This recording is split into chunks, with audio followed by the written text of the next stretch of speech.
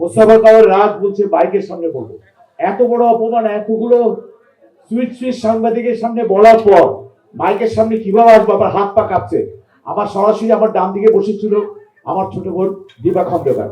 তাকে বলে, দীপা তুমি বলো। তো দীপা শুধু একগাল হাসলে।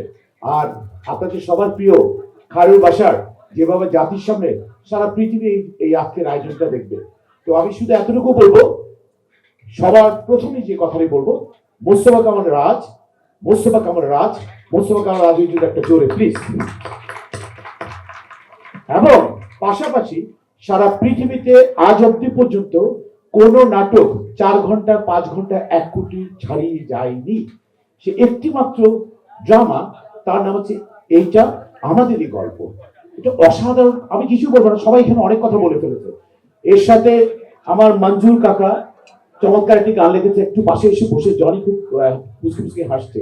তো আমি মঞ্জুর কাকাকে জিজ্ঞেস করি, তুমি গানটা কাকা কিভাবে লেখো? অটো, অটো চলে আসছে।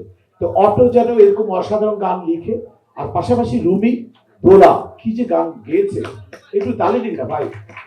আর সবশেষে বলবো, বাংলাদেশের মানুষরা সারা পৃথিবীর সমস্ত বাংলা ভাষাভাষী মানুষরা আমাকে দেখে ফেলেছে আমি একটু বাজে কাজ করেছি, যেটা বাসায় বলেছে, বাসায় মিথ্যে কথা বলেছে, কিন্তু বাসায় অনেক ভালো মানুষ।